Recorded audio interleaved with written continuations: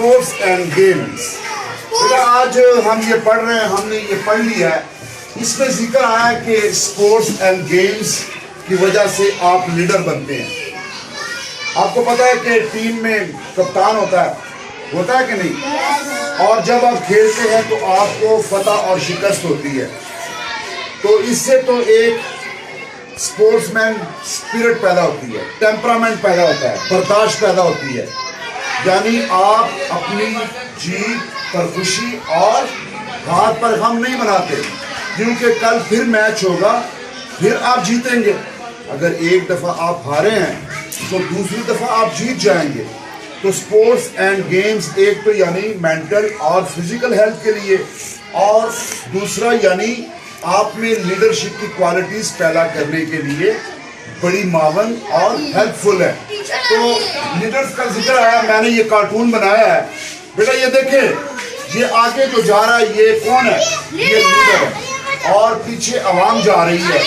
لیکن بیٹا بدقسمتی سے ہمارے ملک میں ابھی ایک ایسا بحران ہے کہ ہمیں قائد اعظم محمد علی جناح کے بعد کوئی ایسا لیڈر نہیں ملا کہ جو ہمارے ملک کو جو خوشحالی اور ترقی کی طرف لے کر جاتا.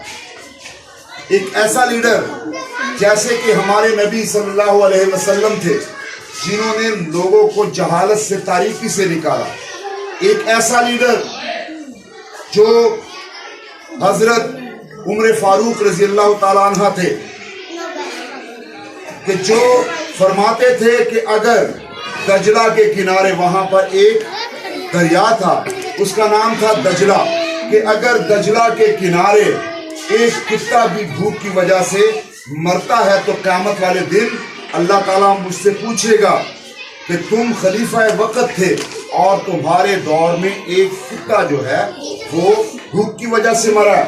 آج کئی لوگ ہمارے ملک میں, ہزاروں لوگ بھوکے ہیں, لاکھوں لوگ بھوکے ہیں.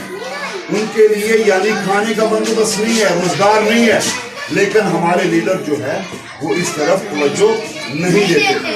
بیٹا موجودہ تاریخ میں امریکہ کا ایک لیڈر گزرا, ابراہم لنکن, جس نے پورے امریکہ کو متحد کیا ہے اور امریکہ کی جو سیول وار تھی, خانہ جنگی تھی, اس کو ختم کیا.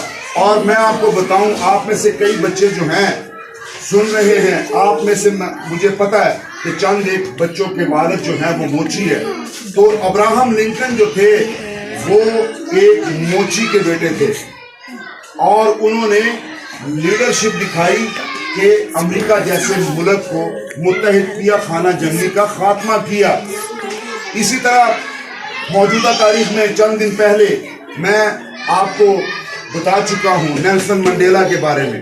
بیٹا نیلسن منڈیلا جو تھے وہ 30 سال جیل میں رہے ساؤتھ افریقہ کو آزاد کروانے کے لیے.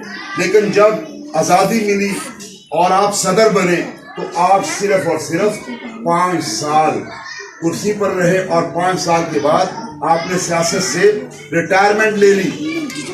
بیٹا لیڈر وہ ہوتا ہے کہ جو اپنے خاندان کے لیے, اپنے آپ کے لیے کچھ نہ بنائے, وہ عوام کو, لوگوں کو ہی اپنا خاندان سمجھے اور سب کے لیے زندگی کو آسان کرے. ٹھیک ہے بیٹا. اسی طرح ہمارے پڑوس میں ایک ملک ہے عوامی جمہوریہ چین. عوامی جمہوریہ چین جو ہے اس کے بارے میں مشہور تھا کہ یہ نشئی ہیں, افیون کھاتے ہیں.